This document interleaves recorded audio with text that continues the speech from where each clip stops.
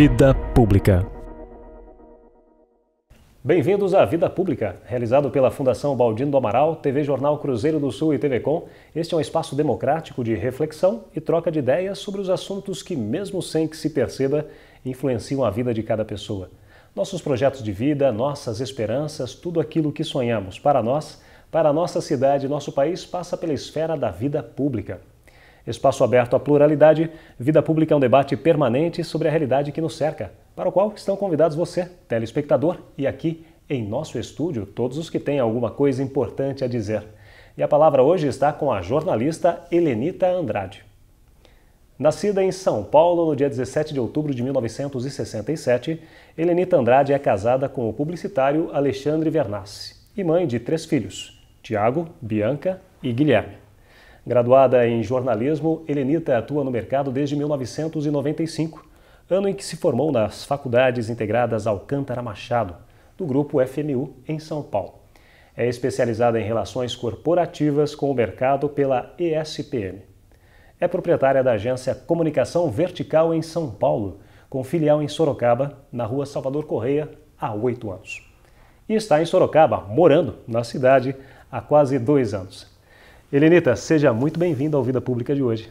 Obrigada pela oportunidade. Quero agradecer também ao nosso amigo Reinaldo Galhardo, que estabeleceu esse contato. Eu estou muito feliz em estar aqui hoje. Obrigada. Nós também vamos falar hoje sobre comunicação. Comunicação empresarial, uma área específica da área de comunicação, a área que a colega jornalista também é especializada, atua com o marido publicitário também, nesta agência que traz um nome muito bacana, né? Comunicação Vertical. Ela vai explicar por que a ideia deste nome, né, Helenita? Mas antes me conta, São Paulo nunca mais? Olha, nunca mais é uma palavra que não existe no meu vocabulário. Mas eu estou bem feliz em Sorocaba. São Paulo é uma cidade difícil para viver, principalmente quando a gente tem filhos em fase de adolescência. E então a concorrência é muito grande, a violência é grande, o transporte é difícil. E eu acho que, por enquanto, a gente vai ficar aqui. Acho que por um bom tempo. Eu estou adorando. Agora, Sorocaba chegou para vocês de que forma? Ao acaso. Ao acaso. Nós procurávamos uma cidade que tivesse uma boa rodovia, com acesso bom a São Paulo, que tivesse boas escolas, assim, com os mesmos padrões que a gente encontrava em São Paulo, que fosse uma cidade do interior, mas que tivesse cara de cidade grande, que fosse uma cidade grande, mas ainda que a gente pudesse segurar um pouco a criançada. E aí nós viemos conhecer Sorocaba num sábado e a gente se apaixonou, e dali a 30 dias a gente já estava morando aqui. Foi muito rápido. Foi rápido mesmo, né? Vai fazer 2 anos. Foram amigos que trouxeram vocês? Vocês foram mapeando isso lá em São Paulo? Olha, Sorocaba, e tem Itu, tem São Roque, Araçoiaba da Serra. Não, foi intuição. Intuição? É, intuição. Meu marido é bastante intuitivo. Intuição tua, né? Do marido. Do meu marido, ele é bastante intuitivo e aí no final de semana que nós estávamos em casa sozinhos, vamos passear, vamos almoçar, vamos aonde? Vamos pegar Castelo. E a gente entrou no quilômetro 78 e a gente parou numa lanchonete no centro da cidade, que recentemente a gente encontrou com ela novamente, porque a gente não lembrava onde era. E foi uma delícia. E a gente passou esse dia aqui em Sorocaba e mudou nossa vida. Você está quase 2 anos aqui. O teu marido não é paulista não, né? Ele é carioca. Ele é carioca. Carioca da Gema, né? Ele é fluminense, das né? terras fluminenses lá. Da Tijuca, né? Isso. Não da Nova, mas da Tijuca. Da Tijuca mesmo. Ele é da turma lá da pesada. Mas olha só, né? Que quantas coisas. Mas conte pra gente como que um carioca, né? E um paulistano, uma paulistana se conhecem assim. A gente tem uma história bem interessante. Nossa, muito legal a história. Nós estudamos juntos aos 17 anos de idade, na escola estadual Oswaldo Aranha, no Brooklyn. E lá nós namorávamos. Não deu certo. Ele conheceu uma outra moça, engravidou essa moça, teve 2 filhos. Olha isso. Nós nos separamos, 27 anos separados, e nos reencontramos no Orkut, há 6 anos. E nos casamos. Eu me separei. também, e já estava num processo de separação quando eu reencontrei com ele e nos casamos há 6 anos. O que era para ser tinha de ser mesmo. Tinha que ser. Demorou um pouquinho, né? 27 anos, acho que a gente poderia ter sido feliz antes. Mas tudo bem, a gente está lutando junto agora. Vocês são novos ainda. Dia a dia, olha, já tem uma boa estrada. Eu tenho 3 filhos, ele tem 2 filhos e são 5 irmãos. São 5 filhos, então. É uma galera grande, não cabe na calçada, no carro, em lugar nenhum. No Orkut ele já era publicitário? Ele já era, então já há tá 20 anos. Né? Então você percebe, né, telespectador, aquela chave, né? 20 anos. Aquele detalhezinho que só o publicitário consegue, né? Só ele consegue. Quando eu cheguei aqui no estúdio, no jornal, perguntei para o Reinaldo o que significa aquela o top, arte ali da entrada. Aí o Reinaldo falou, interessante, bonito, né? Eu falei, nossa, bacana. Ele falou, gente, meu marido falou, é uma rotativa, olha o movimento do jornal passando. Ele é desenhista, né? E eu e o Reinaldo somos escritores, a gente já é mais romântico, eu não vi isso no desenho. E ele já viu de cara. Pois é, ali a gente pode dizer, até porque você citou nisso, a gente até pode dizer ao telespectador que aquilo de fato é para lembrar a impressora, uma identidade do jornal, é verdade. E também porque fisicamente a engenharia descobriu que aqui como venta demais, sabe, Lenita? Aqui você poderia colocar aquelas torres, sabe? Que você conseguiria fazer energia eólica aqui com certeza. Então, como tem muito vento, para você evitar que toda a estrutura ficasse voando por aí afora, fizeram dessa forma aproveitando bem. Mas a intenção é esse movimento do jornal. Esta é a linguagem, né? Mas olha que ótimo, né? Beleza. E bom, já que estamos falando em empresa, por que não, né? A Helenita já está aqui em Sorocaba há 2 anos. Há quase 2 anos. Você tem a agência Comunicação Vertical há 8 anos. Há 8 anos em São Paulo. Em São Paulo. Aqui em Sorocaba é o tempo que você está ou não? É o tempo que eu estou, agora em novembro, né? Novembro, dezembro a gente comemora 2 anos. A gente celebra 2 anos. E como foi instalar a agência aqui? Uma agência que já tinha uma referência em São Paulo, já tinha seus clientes.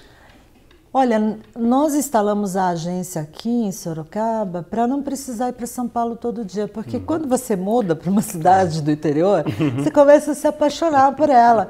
E aí você quer ir menos a São Paulo. Então, assim, o nosso trabalho funciona muito bem com o notebook, com o celular, com as redes sociais. Eu estou sempre presente, sempre online para os clientes. Então, não faz diferença. A gente abriu o escritório aqui para ficar mais confortável, para a gente sair de manhã de casa, deixar as crianças na escola e ter o nosso local de trabalho. Nós vamos a São Paulo 2 vezes por semana, às vezes 3 vezes por semana. Também temos clientes em Santa Catarina. Então, ficamos meio do caminho, assim, sabe? Porque nossos clientes são de São Paulo e do Sul. Entendi. E até porque você precisa ter o contato com o cliente vez ou outra também, né? Exatamente. Precisa ter essa necessidade, né? A internet cortou um pouco isso, mas eu faço questão, mas ela facilitou muito, otimizou o tempo, né? Otimizou o tempo, mas as relações elas ficaram mais distantes. Esfriou um pouco assim, né? Nada substitui o olho no olho, né? O calor, a emoção. É aquele momento que você está de frente com o executivo que você consegue arrancar aquela informação que ele não vai te passar por telefone, não vai te passar por Skype, não adianta, tem coisas que não mudam. E não tem, e a gente que é comunicólogo, né? A gente gosta desse contato físico, olho no olho, conhecer as reações, né? O jornalista precisa dessa emoção para captar e escrever. Agora, o teu trabalho na agência Comunicação Vertical, e eu acho interessante o nome, eu gostaria que você explicasse a ideia original de Comunicação Vertical. Quando eu montei a agência, eu queria um nome que passasse justamente a ideia de comunicação que eu penso para o mercado. Quando eu entro numa empresa, quando a nossa equipe entra numa empresa, a gente tem que fazer uma análise daquele ambiente, e aí é chão de fábrica mesmo, você tem que mergulhar. Eu tenho que ser um vendedor melhor do que o vendedor da empresa, eu tenho que entender aquilo que ele faz, como que ele vende, qual que é o objetivo dele, qual que é a ideia de inovação, onde ele vai chegar. Você tem que desnudar a empresa. Então, pensando nesses conceitos, a comunicação ela começa da base. E ela não tem limite, é sempre para cima, sempre subindo. E dentro desse edifício, você cria várias entradas, né? Várias ferramentas, você tem a comunicação interna, você tem a relação com investidores, você tem relação com parceiros, enfim. É sempre para cima, é sempre com o objetivo de negócio, de resultado. E aí comunicação vertical não se ajustava numa imagem boa, num logo, era um nome difícil, estranho. Você coloca comunicação e vertical no Google, aparece uma centena de coisas. Mas é um nome que ele é bacana, as pessoas entendem dessa forma, assim, né? Como algo crescente. E é assim, por isso que a gente escolheu o nome. E assim tem de ser mesmo, né? As relações, inclusive, a interface da tua agência com as empresas, quem são? Você faz a assessoria de imprensa, quem é o outro lado? Como que é esse relacionamento? Então, a nossa especialização, Fernando, é comunicação corporativa. A assessoria de imprensa é uma ferramenta dentro da comunicação corporativa. Quando eu entro numa empresa, eu entro para fazer esse trabalho de base, de entender tudo que a empresa faz, de estar junto com ela. A gente tem uma especialização em tecnologia muito forte, então as empresas que estão com a gente também acabam sendo desse mercado. E a assessoria de imprensa é uma ferramenta a mais, que a empresa também tem que saber usar o resultado da assessoria de imprensa. Eu estabeleço, a assessoria de imprensa estabelece o caminho mais curto entre a fonte e a imprensa, para que ele conte seu produto, para que ele conte sua história, para que ele transmita sua mensagem. Quando esse resultado retorna, quando a matéria é publicada, quando sai a matéria na TV, isso é uma ferramenta para o marketing conseguir resultado com isso. Então, é uma ferramenta, assim como é o vídeo corporativo, assim como é a newsletter, assim como é uma revista customizada, especializada dentro da empresa, assim como são as redes sociais. E é isso. E a interação com o público em geral, os clientes dos seus clientes? Olha, então, os clientes dos meus clientes, eu tenho uma preocupação muito grande. Por que eu falo? Comunicação corporativa. Porque a comunicação corporativa ela também se preocupa com o cliente do meu cliente.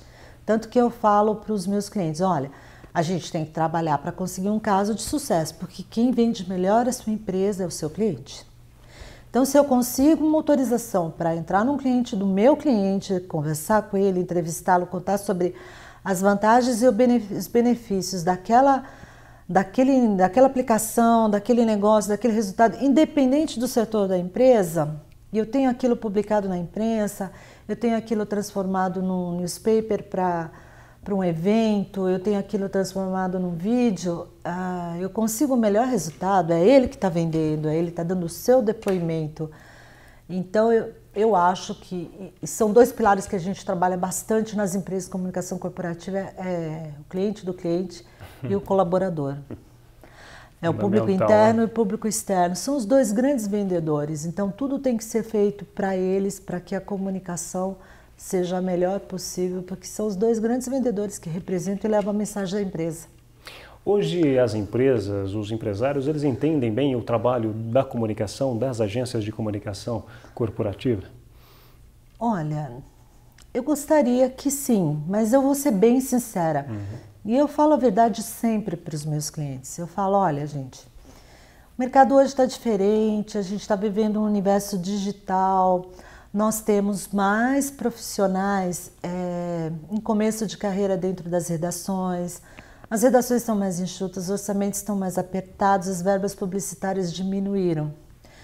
Então a gente tem que ser muito mais criativo hoje para trabalhar. As empresas poderiam fazer mais, porque eu acho que em bem pouco tempo tudo vai migrar para o universo digital. Eu só vejo vantagens nisso, né? Tem toda uma parte saudosista que eu também sinto. É uma delícia você ler o jornal no domingo, mas é inevitável. A gente está caminhando para um futuro bem próximo, onde vai ser tudo muito mais rápido do que é hoje. Então as empresas poderiam fazer mais comunicação, elas poderiam conversar mais com o seu cliente, elas poderiam colocar o seu colaborador mais à linha de frente, eles poderiam estar mais engajados com a empresa, com o dia a dia. E a comunicação é a ferramenta fundamental. E as empresas fazem o arroz e feijão, sem sal, sem açúcar, e vem como custo e não como investimento.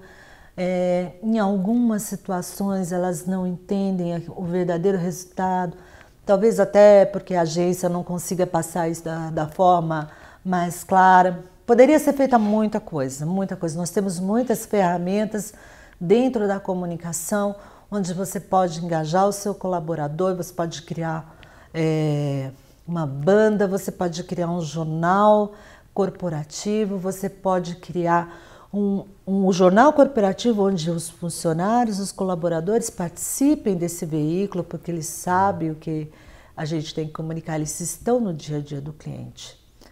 Né? Não é o dono da empresa que está no dia a dia do cliente. É quem está produzindo ali. É a operação, e a operação sabe exatamente o que aquele cliente quer e como é que você vende mais para ele. Então, nesse sentido, eu acho que a comunicação ainda falha um pouco. A velha e antiga assessoria de imprensa, que é só uma ferramenta que muitas empresas fazem da forma tradicional, faz o release, que é um texto sobre o produto daquela empresa, manda para a redação, cobra insistentemente do jornalista, do editor, que aquilo seja publicado, não sabe nem o perfil daquele editor.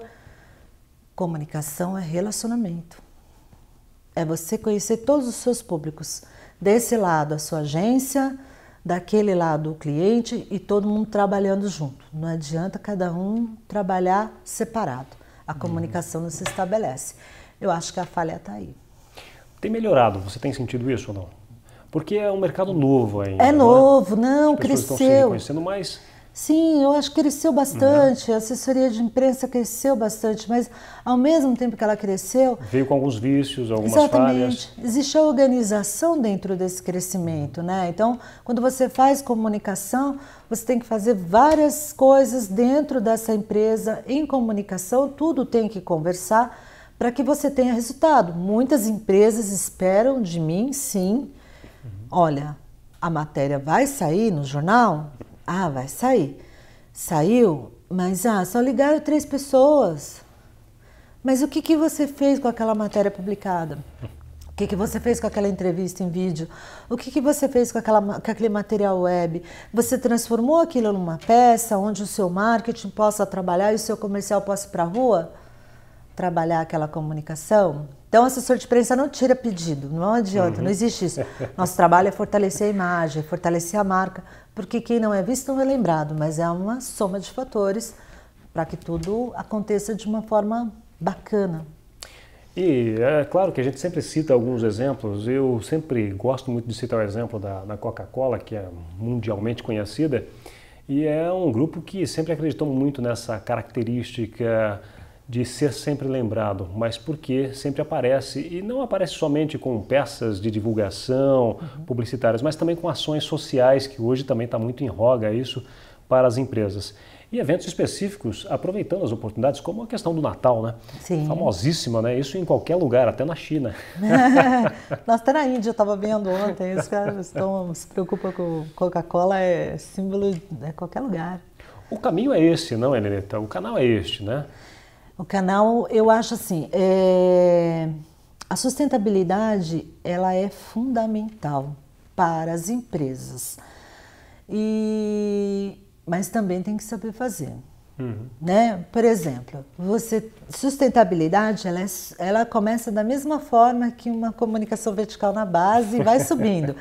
E ela tem que ser sustentável já quando ela se inicia. Então, quando a empresa vai trabalhar um projeto de comunicação vertical e ela vai de sustentabilidade e ela vai trabalhar a comunicação disso depois, ela tem que se sustentar na comunicação dela desde o início. O terreno onde ela vai fazer o determinado trabalho, nós temos um cliente no sul, em Santa Catarina, ele faz um trabalho muito interessante de créditos de carbono. Para cada impressora que você compra, eles plantam uma árvore.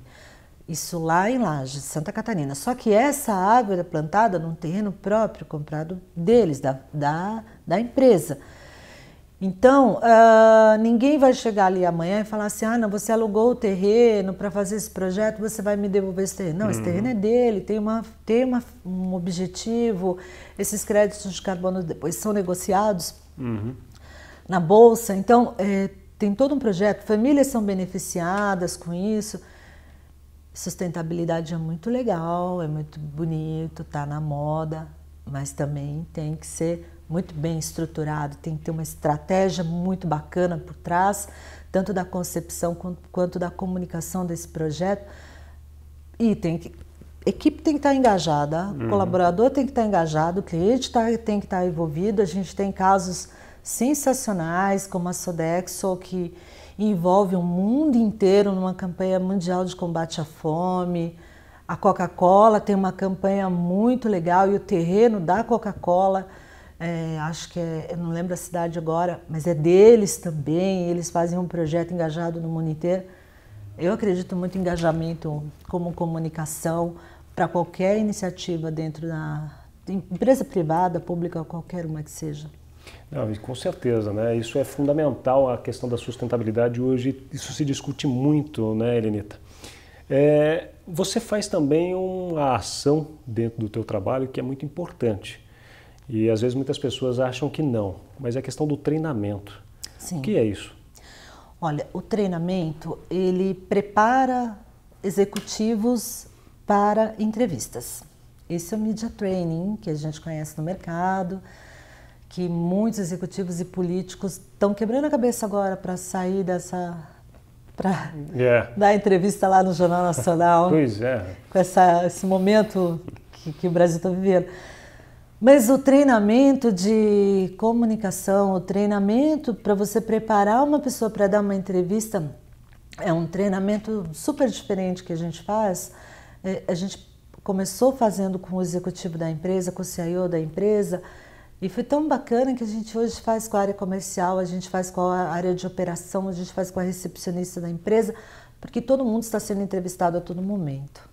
Colocar isso na cabeça de todo mundo e fazer com que todo mundo seja o representante da empresa e o vendedor da empresa esteja sempre pronto, que hoje em dia a gente tem que estar sempre pronto em todas as situações, passa por esse treinamento que a gente faz, que ensina postura, colocação de voz, no caso da TV, olhar para a câmera, no caso, desligar o celular, enfim, são algumas dicas básicas, né, para você se dar bem aí numa entrevista, que não é o meu caso, que eu não dou entrevista, então é diferente, mas é muito útil, acaba sendo muito útil corporativamente, no dia a dia, nos negócios, nas vendas, nas relações interpessoais entre as pessoas. E hoje eu treino mais a área comercial das empresas do que os executivos para dar entrevista. Pois é, você toca num ponto que é importantíssimo, porque hoje muitas empresas às vezes falam, não, você não fala, quem fala é só o presidente, quem fala é só o diretor executivo ou só o gerente. Todo mundo fala. Todo mundo tem que falar a mesma linguagem, não é? Todo mundo fala, porque todo se mundo ele for interpelado por alguém na rua, e que não seja nenhum repórter, mas que seja até um cidadão comum perguntar alguma coisa, ele vai dizer, não da entrevista, bom, mas eu não estou entrevistando. Exatamente, toda empresa precisa preparar, claro, né, com devidas ressalvas, de acordo com o Código de Ética e Conduta de cada empresa, que é uma especialidade nossa também, escrever, redigir, trabalhar esse Código de Ética de acordo com a cultura, com os valores, com a missão da empresa.